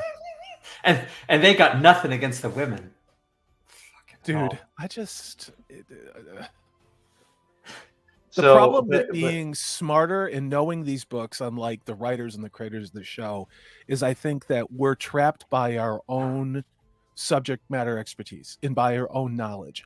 And therefore, I think it makes us incapable of doing the unrecognizable dystopian dog shit that we get on screen. Well, I don't think anyone's capable of anticipating the shit that they come up with. Well, we've tried. She's talking about the culture. I don't know anything about the Shanchan culture other than they have Dumane and they chain channelers. That's the only thing we've learned about the Shan. They barely mentioned these weird. They barely mentioned. All their honor is tied into their fingernails. And the chicks have weird heads. When you shave their heads, the heads they are don't like explain the nails. They just chop them off, and it's supposed to be dramatic. They don't explain why that's a big deal at all. They don't. They've dropped the Empress name like 3 or 4 times, and it's not a big deal. There's no Empress. May she live. It's just, you know what I mean. The Empress is like, oh, there's an Empress. Who fucking cares? Every single time a Shanchan character mentions the Empress in the books, it's always may she live forever. And they couldn't even do that. So I don't feel like I know anything about the Shanchan. And then the Aiel, what they sort of try. I have toe. You don't know what toe is? Ha ha ha! Let's have sex. It's like, I'm so funny. Blow him it's right like, there. What? That's all I know about Aiel. Is that was the they're ninjas and they like to have sex. They're ninjas, and now that's not the Aiel. Well, no, she's Chewbacca. Like that's Chewbacca. She's Chewbacca. She has a life debt. 5 foot tall. 5 foot right. tall. So she has toe, and she has a with a big. Wetlanders have a weird sense of humor because they didn't like my sexy time joke. Like that's what we know about the Aiel, and they're thieves apparently. Or well, no, that Matt's the thief. He's the one that stole everything off of Gaul. Gaul is dead, people. Like don't let her fake you out. Gaul was in that cage in episode 3. That was Gaul. Let's see oh, okay. Here's my biggest question. Whomst told the Subaru dealer to make Ishii so homoerotic in his scenes with the boys? I need to thank them. This is a legitimate question. Much fun to watch this season, and thank whoever wrote Ishii dear. We love that fan service. Hold on, here's the answer. I believe in my soul that he just lives in that space, and we will exist within it. So what? Balsamon was giving off homoerotic energy through his fiery eyes and his crazy speech. Like, you mean like grabbing little kids off the playground energy? Because maybe I got those vibes. Yeah, that's what I'm saying. What the fuck is happening? Oh. This is one of those times in a live stream where silence is okay. Because reading these questions, you're talking about pandering to people, a subgroup of people that probably are not really watching this show, but are very vocal on social media. And that doesn't make your show successful. I have to ask, is this potentially just a very, very good troll? Or is this a legit thing? Because Shamil never gave off homoerotic vibes in the books, like at all. No, he was a nihilist for crying out loud. He's evil. Okay? I am going to just go ahead and go with that theory, Dane, that is just a very elegant troll of somebody just laying it on so thick and being like, and them just being like, yeah, that's what we did. I'm going to blame Alex for that one. Well played, sir. Homoerotic. What these show shills don't know. What these show shills don't know is, like, I know there's only 17 of them, but at least 3 are Alex's alts on Twitter. Really? Jim C, is this show being written by horny teenagers? I think it's being written by emotionally stunted mama's boys. I'm gonna find the thing here real quick. I got 2 things Nielsen wise for you, Salty. If I can find them here. Give it to me raw. Give it to me raw. One was posted by Pips. At least the best one I can find is by Pips. Chris Saunders asks the important question: Why would you want Ishii to be homoerotic while chasing young boys?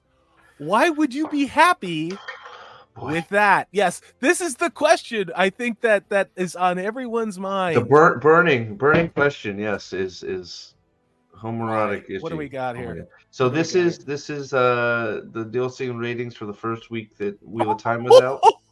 Is this the premiere? Yeah, this is the premiere week where they had 3 episodes launched. So that's one thing to note with all these numbers. I think One Piece premiered with all 8. So we can look at those figures and be like, well, but that's because they had the whole season there. So maybe some people were able to binge it all. One Piece was also half-hour episodes, so. Okay. Yeah. I think. Who is Aaron Carter? I've never heard of, but I think this show was. I don't know if all of those got released as well in this. But the key thing is you got to compare Wheel of Prime season 2 back to season 1, and in season 1 for the premiere they did 1163. Yeah, it was a lot more than this. So it was more than double. Yeah, it's even worse because in terms of minutes, we already went through this, but the episodes are longer. So there's 205 minutes here. There was only 175 in the previous. You're right. It's about a 63% drop in overall viewership between season 1 and 2. We'll have to sit down and do the math behind that in the back with the shorter episode versus the extra 15 minutes, because if we just want to do a back of the cocktail napkin, that's 25% more show to watch for this season, which means we're starting to get down into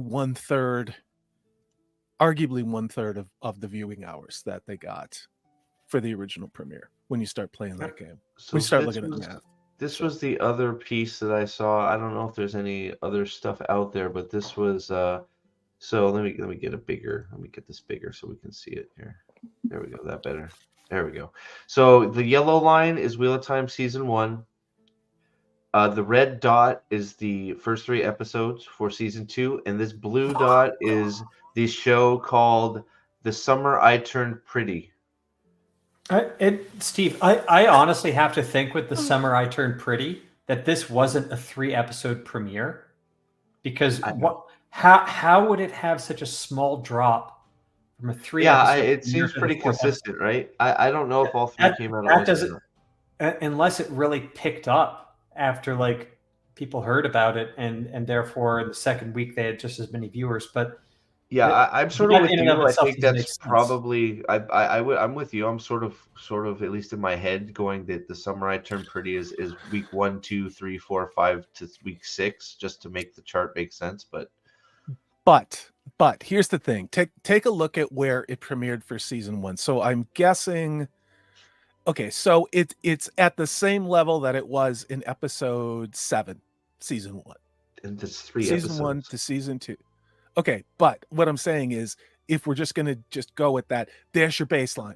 So if that's your baseline, I'm not saying that all the book readers came back for this, but I think we can expect probably another 20% drop, if not more, from this week 2, their week 2. So here's the real risk, Salty, is we might not even get numbers for next week, because if this show drops below 300,000, 300 million minute, it won't be in the top 10, and then we won't know where it ends up. So I have to say, we take this 515, we divide it by 3. If we just assume they kept kind of the same minutes viewership. Yep. So real quick, Yanan's doing the God's work here. Yanan for $2. It was a 3-episode drop. I just Googled it. So that's actually quite impressive for this show. They retained almost all their viewers throughout their run here. So it was a 3-episode drop. So it premiered 3 episodes higher than Wheel of Time, and it retained. I mean, it lost a little bit, but gained it back. I mean, that's pretty. Well, no, I have to say that's not too bad. That right there, pretty consistent across the board there. If Yanan's looking, can he double check if that was also kind of a Thursday, Friday release? Because that's the other element that maybe is going on with The Summer I Turned Pretty, is that some people didn't know about it, and then they found out about it in the next week, and were able to. In the next week's figures, they're still watching the first 3 episodes. You can come back, Victorial. He was eating. He was eating. No, okay. I thought he said he took his headphones off. He said he took his headphones off. He may have, but he's eating too. I think he is.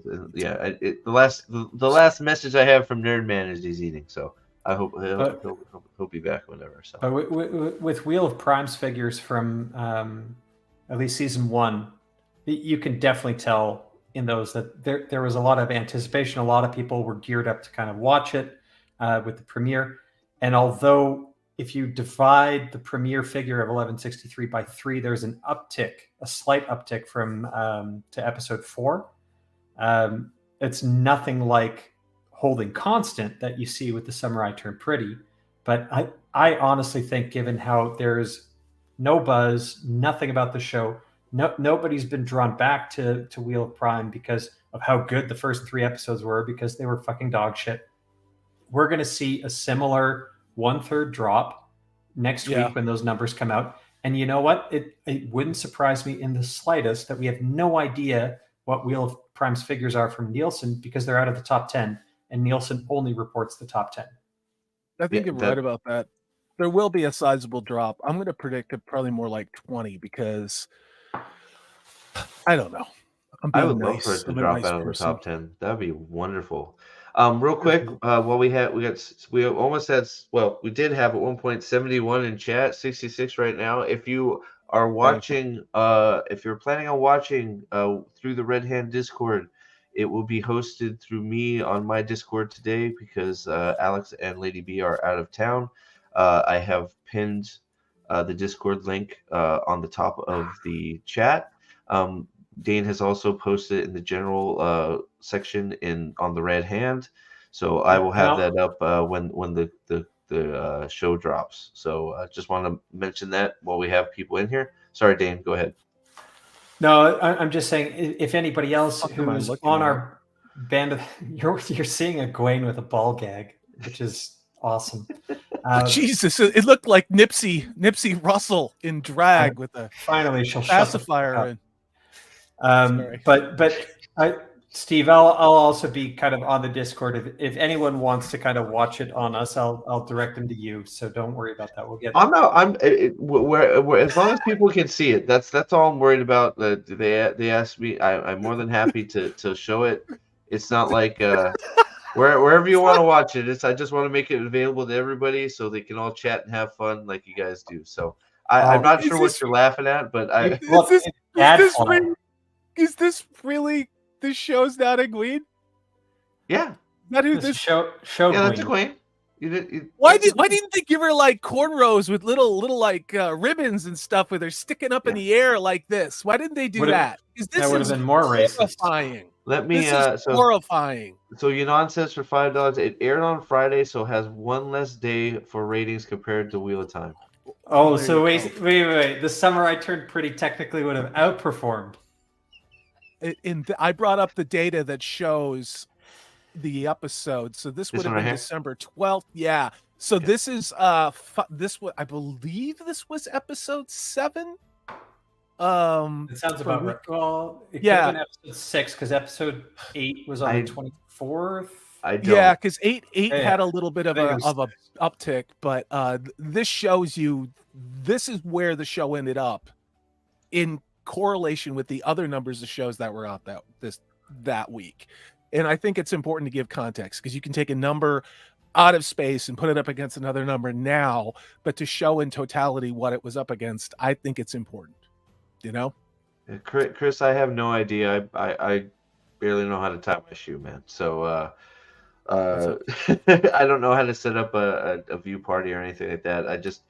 I have the watch party thing all set up so everybody's muted as soon as they go in there. Everybody can obviously type in the typing, but we definitely don't want people talking. Amazon limits the numbers of people that you can do a watch party with too.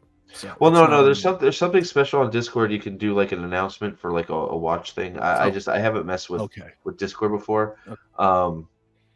I don't know what permissions I would need to give you. Let's see here. Well, maybe I'll do that here in a little bit. I'll see if I can give somebody the power. Yeah. So, man, I don't know how we got here. Like we're now into like God, like it leaves you a little bit gut punched right now. I knowing that they've told us this is going to be the worst episode. I mean, it's straight from him. This is going to be the worst episode. Why would you even say that? I still have it here. I mean, I don't think he really said it's the worst, but that's how I take it. So here, it's right here. This is the one. Why would you be like everyone's gonna hate this one? Well, so hi Rafe, congrats and blah blah blah. We read this yesterday. Question: which episode do you know would land well with fans, and what episode do you think might push a few buttons and test a few people? I thought 206 would land very well. It was dog shit. It was mostly one paragraph expanded out. Well done, you piece of poop. It wasn't one paragraph. It was one sentence. Yeah, it was one sentence. I think I thought about throwing a picture at her. Yeah, I think 207 will push some buttons as it has some of the most iconic scenes from the books mixed with some storytelling required for the show's version of the story. So they got the hung mat with the scarf around the neck, which is just checkbox horse shit to say, look, like we did it, like we talked about last night. Yeah, Captain Crunch. That's not from his waist. If you look at it, Captain Crunch, man, I love your cereal, by the way. But yes, it is very cool material. The show is a disaster. It's a shame because it could have been Berries forever. Crunch Berries forever. Ryan is a peanut butter crunch guy, ride or die. But Crunch Berries are delicious. I can't doubt it. But yes, that's the biggest shame of this whole thing of what it could and should have been. It could have blew Game of Thrones out of the water. It could have dude. I believe it could have blown Harry Potter out of the water. I think this could close. It could have come close. I mean, Harry Potter is beloved, right? And I think this could have at least got there, maybe exceeded it in some places. I really do. Jonathan R., thank you very much for becoming a member, sir. I appreciate it. If they would have cast it the way that Rafe Judkins said he didn't want to, because he didn't want to turn Wheel of Time into young adults. The problem is that, and I will argue this, is that in the very beginning, and probably for the first couple of books, it is young adult, because it is about young adults. And I'm still going to argue this, older teenagers leaving a small town and going out in the big world. And that is the quintessential beginning of any YA, is confronting that reality. So Rafe Judkins didn't want to do that. But that's how Robert Jordan explores the world, right? So Exactly. that's how you do world building without incessant info dumping constantly. That's it. And that's why Tom and having mentors and male mentors for these young men was so important. And guess what? Moiraine, to an extent, was mentoring the young women as well. And again, they took all that away. Why? Because I don't know. Well, I mean, because everything in entertainment has to be propaganda. What has Rand done in this season of television? He murdered someone so he could be the top male nurse of the insane asylum. Right, and then he's had sex a bunch of times. So like how is that preparing him close. to lead the world against the dark one? Because the dark one is the head Milners. That's why Nynaeve is going to be the Oh my dragon. God. Battle in the head sky. Milner. The calendar is going to be Dude, manifest because it's an Aes Sedai weapon. Watch. Dude, ever since Oh my God. Look at Nynaeve. She has a red sword that comes out of her hoo-ha, and she's going to battle in the sky. Ever since you said that was Gaul that blew up the door in Falme, I really want that scene of him jumping out with bombs and going Karakard and blah. Yeah. I really want. I can't. Bitches and then boom. Gaul. I have toe. Boom. You know what I mean? I must wake from the dream. This woman in blue told me I must blow the gate up. Karakard. This was Moiraine's idea. Boom! Exactly. You know No, that's Moiraine told me to blow this gate up. Oh my gosh! I hate this fucking show. I can't even like. We're at the point where it's like you think of the stupidest. Like Matt hung himself in a mirror. Matt is having a meth trip in a dream. In like. Oh, we already called him Meth Cawthon. It's like where like, and we know this is going to be the one where now we get fake training. Well, we don't even like that. I want to ask that. Do we really think? Now, I have to ask this because we've seen the fucking face it on your feet thing because they love fucking shoving that in our faces. Do you think that they're just going to have a conversation and that's going to be it? There will be nothing else. Just he's going to have a conversation with Rand and he's going to have a heart-to-heart with Rand. This kid he knows nothing about. They've had no relationship at all. They've had no discussions. Why would Rand give any fucks about Rand in the show? This is what's so damn key about context, right? So I think all of us were rightfully offended where they took the line from the books about Lan turning down Nynaeve and being like, "You're a lioness, Wisdom. I will love the man you choose because if he makes you smile, but hate him because he's not me." But in the context of the show, this was done after Lan raw dogged her for like 3.5 hours and probably split her sideways and took her V card. It was a 3-hole course. It was a 3-hole course, and some of them he bogeyed twice. He teleported to the kitchens to get them snacks in between because he can teleport too. That's where we learned that Lan was a teleporter. Fucked her in an order that might surprise you, ass mouth bad. But Tane's getting that was good. I want that on a t-shirt. I want that on a t-shirt. There you go. White Cloaks. I fucked your. We fuck you in an order that you don't anticipate. I think it's a great trip. I did steal that joke from a College Humor video later, so I'll give credit. I totally stole that joke, but ass mouth badge. But that's why that line offended us. Right, because it was done in a different context because of what was shown in the show, and it no longer made any sense. And similarly, I think when we get the "face it on your feet" line from Lan, it's going to offend us too because of what's already been shown with this character being like he doesn't face jack shit on his feet. He gets on his knees and he rips his shirt open and cries and exposes his nipples to the world. And this whole season, he's been nothing but a bitch, right? I'm not going to get you your dinner, Moraine. And then he goes and gets her dinner. Lan, why are you a dark friend? Because Dragon Reborn. It's like, dude, have a set. Like, say, call their bluff. Say, kill me. Like, nothing. Yeah. He just caves. Yeah. And then they magically find Suan but with their two guards in a character road leading that to nowhere. I want to tell me to face shit on my feet. The last one I want is this bitch Lan because it's like I don't believe a thing that he's going to say anyways. Don't tell me, show me. Don't tell me, show me. And there's been nothing shown. Like, we have at all. Like, I'm going to say this thing, but none of my actions indicate that I would actually do it or believe what I'm telling you. And every character kind of falls within that realm here. It's just like, I got to say this line now. Are we convinced that not Lan is actually saying this to Rand? Yes. Are we convinced? Well, I think that I am, but you're right. I'm semi. like so because I'm thinking it might be Nineveh like so or Nineveh. we don't. I think it's supposed. Look, they've done a lot of this bullshit. I think it's definitely there to make you think. He says it to Rand, and then you have the scene where they're in the fucking hallway before he goes in to see Suan, where he does his little twirly dance with the frickin' sword, and he goes, "Oh, you have been trading. Twirly dance. Well done."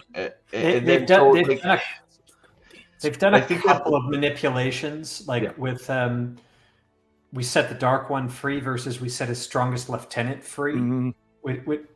Well, and I don't know if they're doing that in the trailers, but there's a lot you can do to undo the meaning of a line like "face it on your feet," both either before or after. So who knows what type of bitchy lines Land gives? That's why.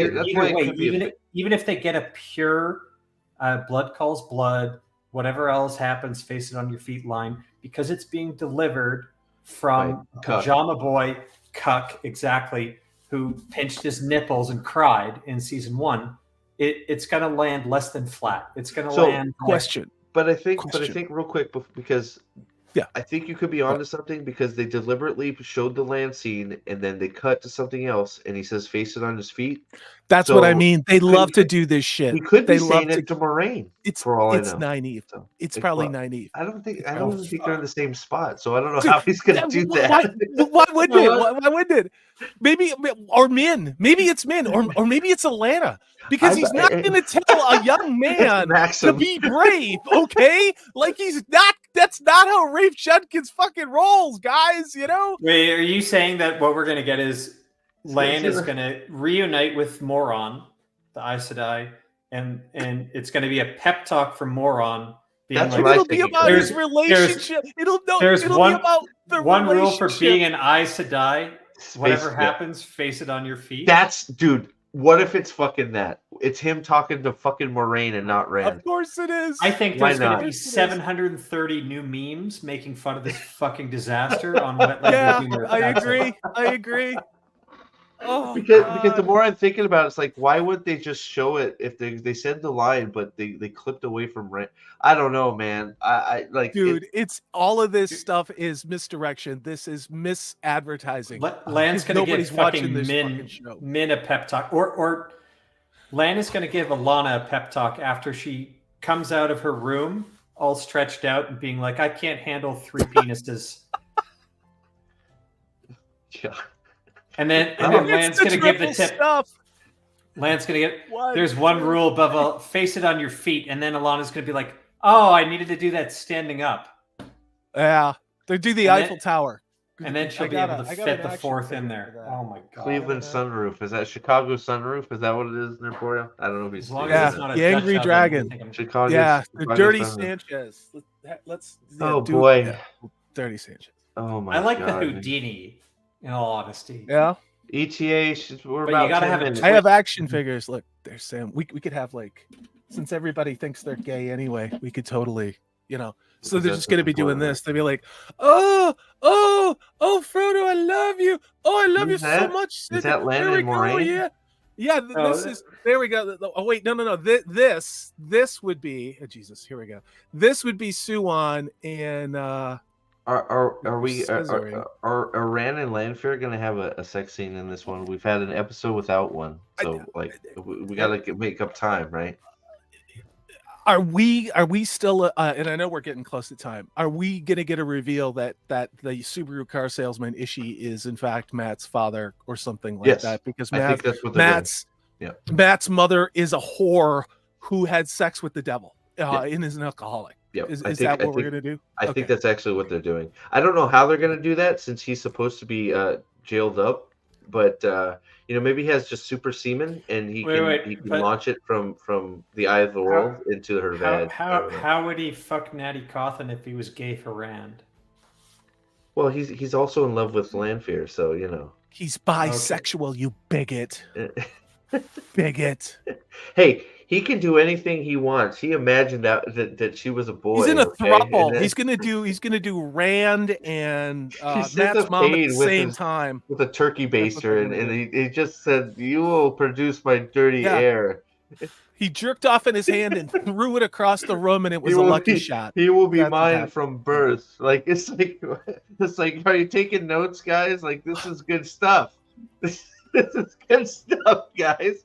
I don't get it, guys. I don't get it. Hey, What guys. time is it, by the Yes, way? sir. Uh We're oh. we got like eight minutes till the premiere. You look like you're in pain, I just buddy. gotta say I've been reading The Great Hunt again. Yeah. Yeah. I just got to the Celine chapters, so chapters 15, 16. I love that book so much. It's so good. I love. It's my favorite of the three. Well, It's really good. what I'll tell you, Brian, is once you've read through the whole series, or maybe even halfway through, what I'll recommend is like, 'cause I was one of those guys who started reading when there was like eight or nine books out, and then going through it again because there were a whole bunch of theories. So it's worth doing a reread. Oh, it's always maybe worth doing a even- reread. Yeah, but maybe even before you're finished everything. See what you could pick up on in The Eye of the World, even if you've only read through 6 books or whatever. Dane, this dude reads too slow. We're never gonna get to talk about Shadow Rising, bro. Hey, it's still the week from Sunday. Still the plan. That's my priority. Is it? Okay, great. Awesome. Yeah. I love it. Oh, But- just salty, thank you. God damn Just it. going through it, and it's just like Thank you. all of the Sagan like, is so- now a member. Thank you very much.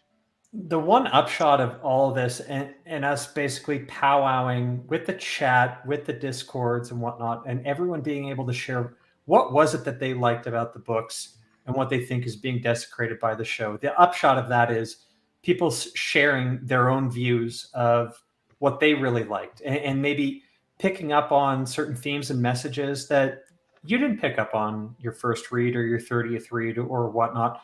Why is so-and-so your favorite character? Why is so-and-so's actions here? What is your... Because it's the biggest freaking piece of literature ever written. There's an infinite variety of interpretations that can come out with, and you can keep reading this over and over and get new appreciation out of it. Chad is fucking up. What is Chad I saying? am Vendel. I needed that laugh. He says, Chad, I liked the spankings and slavery. Chad is on spot. Chad is just balls out today. I love it. You guys are the best. Like Vendel knows I like the spankings too. Look in like just real The quick. spankings play an important role later on in the books. Drunko, I will start muting you. Drunk Dane has arrived. Thank you. Cheers for spanking. Okay. But just I want to say because we had that person come in last night, and this is why right here we're all anticipating this terrible fucking show that's destroying our beloved fantasy franchise. We're all helping each other. We're all talking about it together. We're all sharing our frustration instead of bottling that up and just this is why anger turned inwards becomes depression. And anger turned outwards, if done in a healthy way, can be humor and commiseration. It's one of those cheers to all you guys. I before I forget real quick, and he probably will never see it, but I was going through my Discord and I just wanted to send out some good vibes to Mr. Jaden Hamilton. I know he enlisted. Yes, and we haven't seen him around. I hope he's safe. He's a good dude, and just there's been some weird shit going on with all over the place. I know people have been having hard times with. I have family that is in some weird situations right now.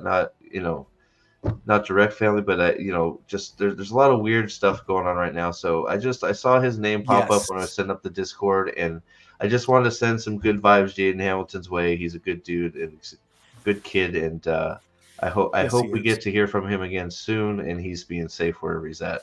Same with he's going to be a hell of a good soldier. He's going to be a hell of a good soldier. So yeah, so I guess we'll wrap it up. I will, because I need to try and get this Discord thing working. Any parting words, real quick, Salty, before we take off? Are we gonna come back to your channel tonight? I'm set up to do it if you want. I mean, I'm all good Let's to go. do it. Yeah, let's just keep it simple. I'd rather everybody just come back here and hang at this party. So okay, cool. Yeah. So are you inviting everyone on Steve's thing, Corey? What?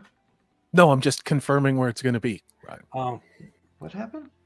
I don't know what's going on. What are you talking about? What's happening? Dude, you've been eating pork chops for an hour and a half, and then you come back and say some nonsense. You need to gnaw through the bone. Is that what you do in Chicago? Do you go out and grab a pig out of like a stockyard and start like at the ass and eat the pig forward? I mean, like, what are you doing? How long does it take to eat a pork chop? This is a big fucking pork chop. Like, this was like this big. It was like this big. Ryan, I'm with you. Like, oh god. All right, so it is a lot to eat. The Discord link is back in the chat. I put it up there. That one goes directly to the watch party. We'll be here after. We're gonna have some fun. Spread the word. We'll vent it out. I'll bring up the. Luckily, we can actually go through the video, and they don't strike me if I use Amazon's shitty player to go through it. So that's probably what we'll do. And just come on back here when we're done. And man, I have a feeling there's going to be lots to say. So guys, thanks for hanging out. Thanks for all the super chats, the memberships. You guys are the best. And I'm going to put this up here one more time. Here's the link to the Discord. And guys, we'll see you on the guys and girls. We'll see you on the other side. All hail the Door Dragon, and we'll leave on this parting message for Trollocs Lives Matter. This stream is brought to you by. Have you ever been misunderstood? A puppy in a rage monster's body? Well, we here at Trollocs Lives Matter believe there is a human inside all of us, and they were effectively genetically engineered war tools. TLM. Because even nightmare fuel needs love.